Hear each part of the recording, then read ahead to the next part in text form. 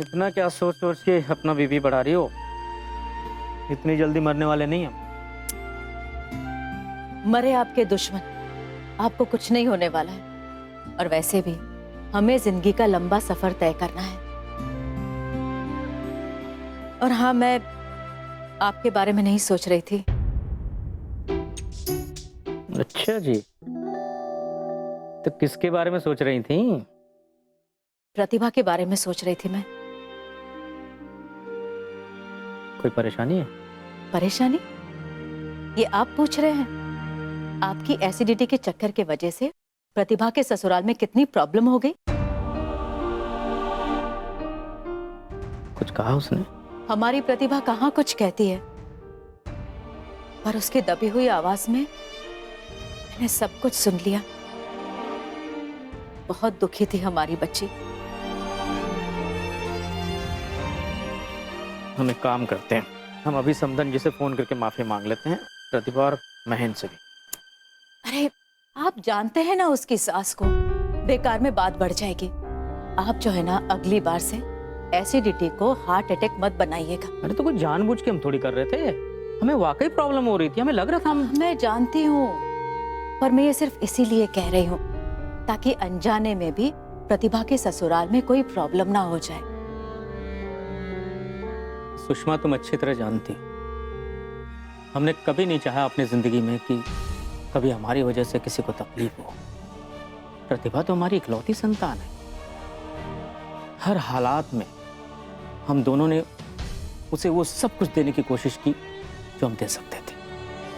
और तो और बिल्कुल लड़का समझ के पाला है उसे तो हमने। पर प्रतिभा अब हमारी बेटी नहीं रही, वो उस घर की बहू बन गई है। उसका अपना परिवार है अभी। इसका क्या मतलब हुआ कि जो बेटी के माँ बाप होते हैं उन्हें बीमार पड़ने का हक नहीं है? उनकी कभी तबीयत नहीं खराब हो सकती है? देखो सुषमा, समाज के कुछ कठोर नियम हैं।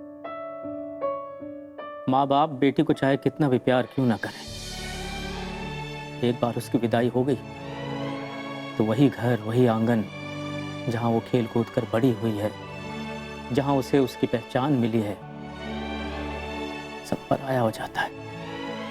इतना पराया कि जरूरत पड़ने पर उसे कुछ कहने के पहले 10 बार सोचना पड़ता है। क्यों सोचना पड़ेगा? अरे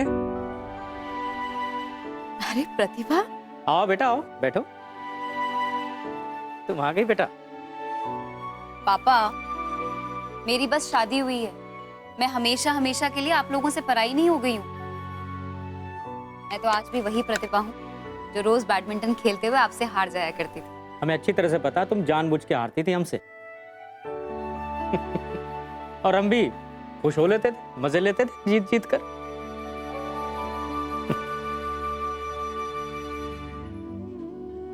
लेकिन आज समझ में आ रही है ये बात, वही हमारी जिंदगी की सबसे बड़ी गलती थी।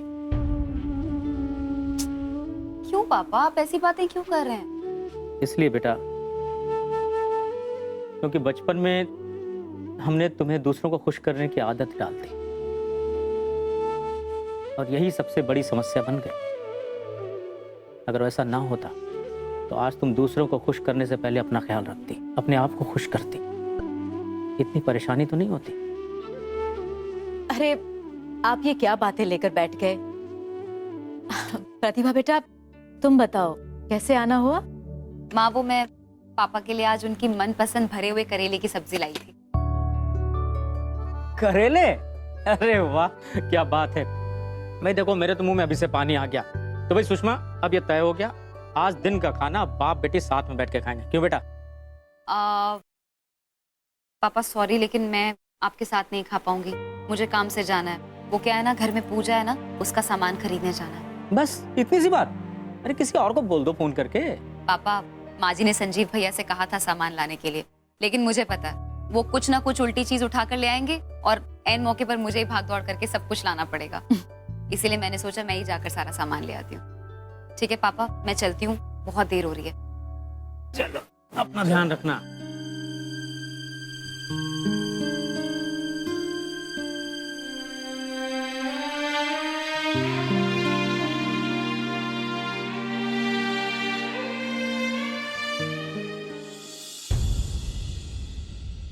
ये वाला रख।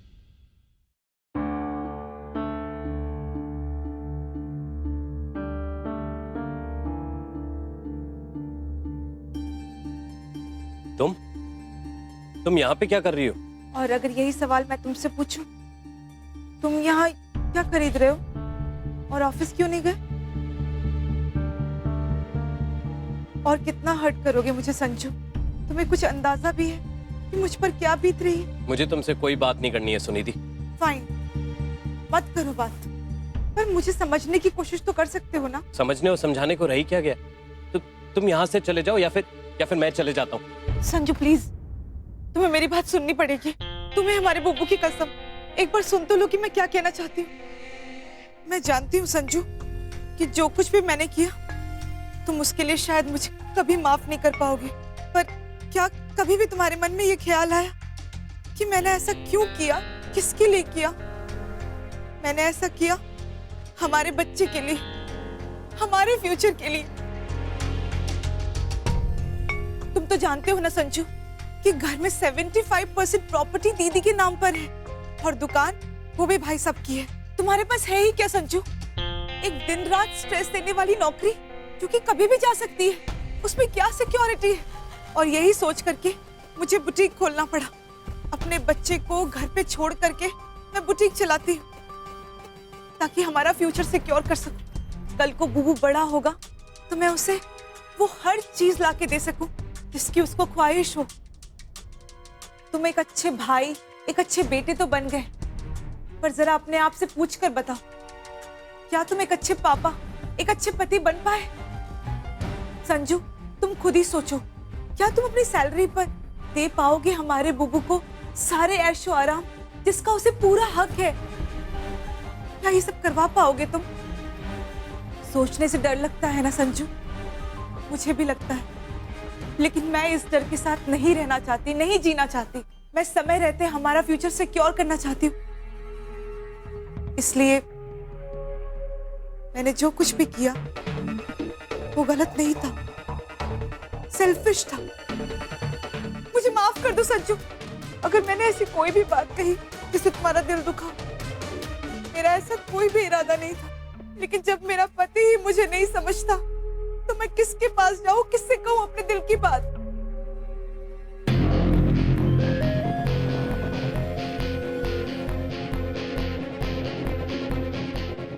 सुनिधि, तुम ठीक हो ना? मैं ठीक हूं, मेरी चिंता मत करो। बस आजकल कुछ खाने पीने का मन नहीं करता, इसलिए थोड़ी सी कमजोरी हो गई है। चलती हूँ।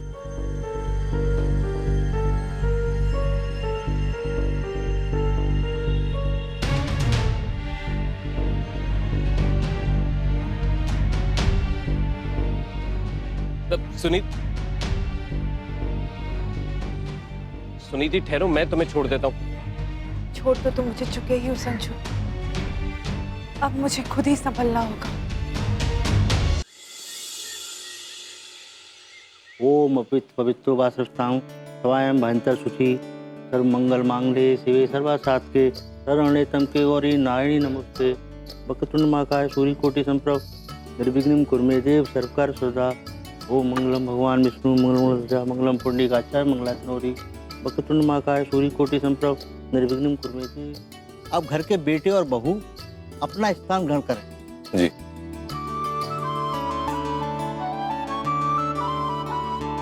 एक मिनट,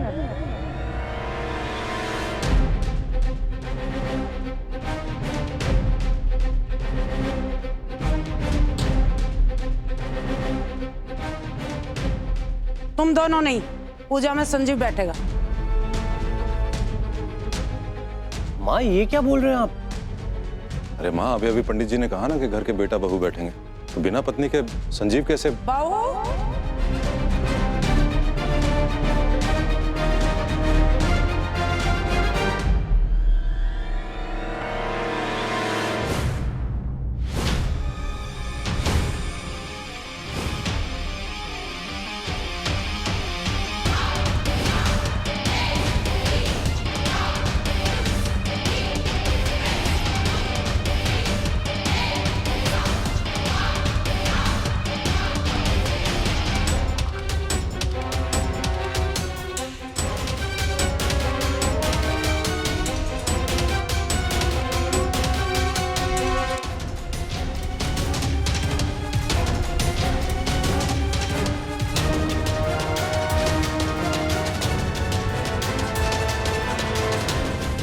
संजू पूजा में बैठ। माँ, भैया भाभी के होते हुए मैं कैसे जा सकता हूँ? तू भी मेरी बात नहीं सुनेगा हैं? अरे ये तो सुनते ही नहीं, तू भी नहीं सुनेगा। तू भी इनके जैसे ही बनेगा के इन्हीं की बात मानेगा। पर माँ,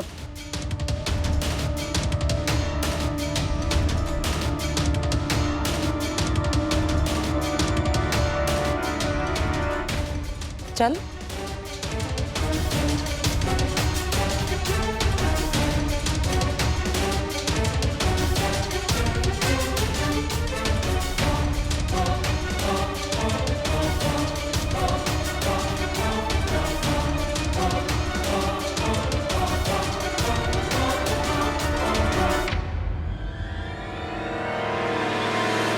बैठ बहू।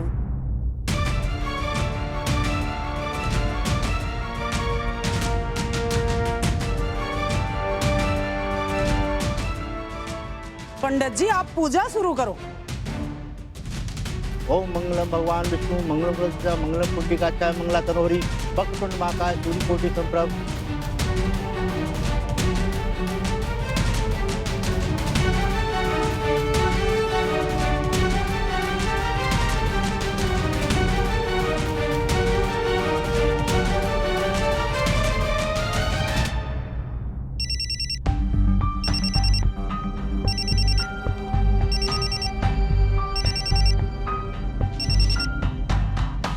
हेलो, हाँ माँ, क्या हुआ? सब ठीक तो है ना वहाँ पे? तेरे पापा को कुछ हो गया है बेटा। माँ, आप तो जानती है ना पापा की आदत। उन्हें कमर दर्द हो, पेट दर्द हो, मामूली सा भी दर्द हो तो वो पैनिक हो जाते हैं। नहीं बेटा, इस बार वो कुछ बोल भी नहीं रहे हैं।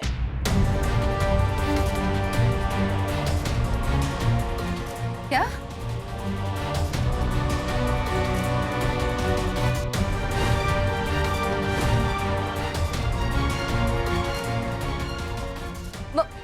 माँ, क्या कह रही हो तुम ये? मुझे बहुत डर लग रहा है बेटा, तू जल्दी से आ जा यहाँ पर। महीन क्या प्रतिभा? महीन। प्रतिभा मेरी बात करो। हेलो मम्मी, मैं महीन बोल रहा हूँ। क्या हुआ पापा को? आप घबराइए मत मम्मी, हम तुरंत पहुंचते हैं बस।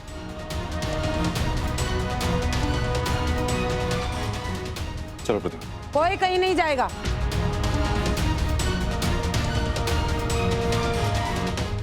पूजा खत्म हो जाएगी, जिसे जहाँ जाना चले जाना। अरे लेकिन पापा की तबीयत खराब है माँ। क्या हुआ पापा को? फिर से गैस हो गई होगी। घर की पूजा बीच में छोड़ के नहीं जाते। पूजा बीच में छोड़कर जाने से कुछ भी अशुभ हो सकता है। जब पूजा खत्म हो जाएगी जब चले जाना, चुपचाप बैठ जाओ यहीं। संजीव और सुनिधि बैठे हैं पूजा में, वैसे भी हमारी कोई जरूरत नहीं है यहाँ पे। चलो प्रतिभा। महीन,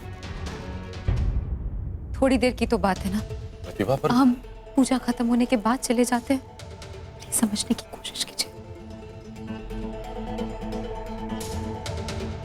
तब तक मैं माँ से फोन पर बोलती हूँ कि वो पापा को हॉस्पिटल ले जाएं और आप जल्दी से एम्बुलेंस का बंदोबस्त कीजिए। ठीक है, ये लो।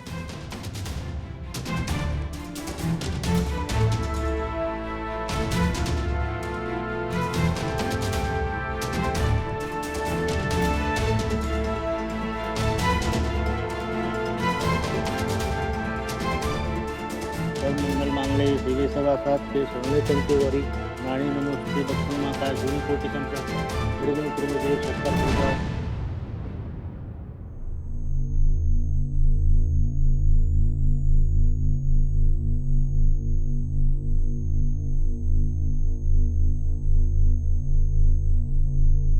निर्विघ्न गुरुदेव सरकार सदा सर्वमंगल मांगल्ये शिवे सदा सात के सोने चंके वरी नाणी नमोस्ते।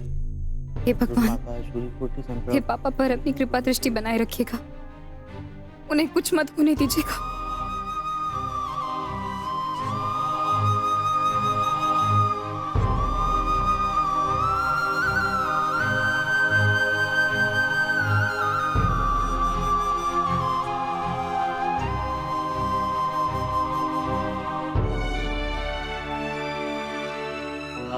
ओम बीजांति स्वाहा ओम स्वादेवांति स्वाहा ओम बीजांति स्वाहा ओम दुरांति स्वाहा ओम बीजांति स्वाहा। आप हाथ जोड़कर अग्नि देवता से आशीर्वाद मांग लें। पूजा संपन्न हुई। हे भगवान, मेरे पापा को शक्ति दीजिएगा। वो इतनी जल्दी हमारा साथ छोड़कर नहीं जा सकते हैं।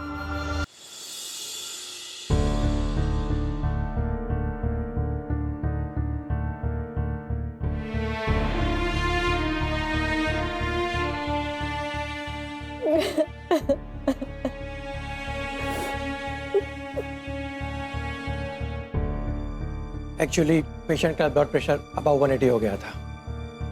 जनरली इतने हाई ब्लड प्रेशर में कुछ भी हो सकता है, बट गुड थिंग इज कि उन्हें सही वक्त पे हॉस्पिटल ले आए और सब कंट्रोल में आ गया। अब वो ठीक है। तो डॉक्टर पापा को घर कब तक ले जा सकते हैं? हमें उन्हें क्लोजली ऑब्जर्वेशन में रखना होगा। उनकी हेल्थ प्रोग्रेस मॉनिटर करने के बाद अगर सब नॉर्मल रहा तभी हम डिस्चार्ज देंगे। Okay, thank you. माँ, आई एम सॉरी। आपने जब मुझे फोन किया तब मैं तुरंत नहीं पहुंच पाई। भगवान ना करे, लेकिन अगर आज पापा को कुछ हो जाता तो मैं कभी अपने आप को माफ नहीं कर। तो अपने आप को मत कोस। कैसे ना कोसूं माँ? उस मुश्किल वक्त में आप अकेली थी। एम्बुलेंस में पापा की हालत देख देख कर पता नहीं आप पर क्या बीत रही होगी। अरे बिट्टू, अब तो है ना तू मेरे साथ, मेरे पास, मेरा मजबूत सहारा बनकर। मैं अब आपको बिल्कुल अकेला नहीं छोड़ूंगी। हर जगह आपके लिए, आपके साथ खड़ी रहूंगी। I promise, I promise. Excuse me sir, doctor साहब आपसे कुछ बात करना चाहते हैं। ठीक है, मैं आता हूँ।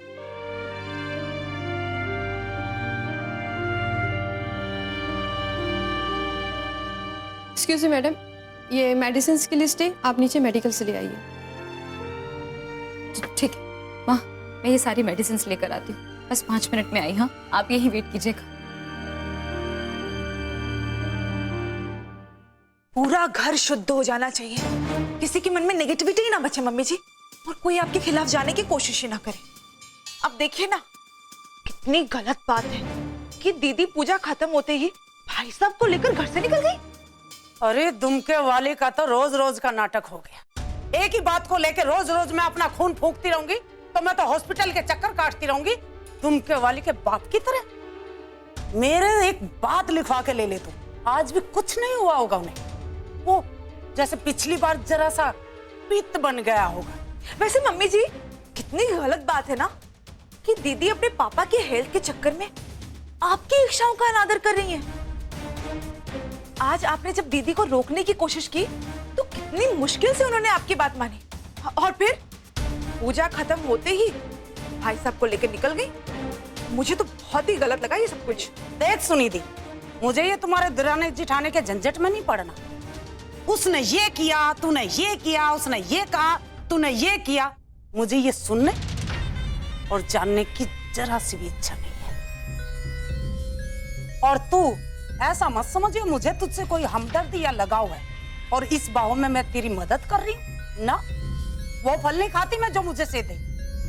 मैं ये सब इसलिए कर रही हूँ ताकि तुमके वाली मेरी मुट्ठी में आ जाए और सब कुछ पहले जैसे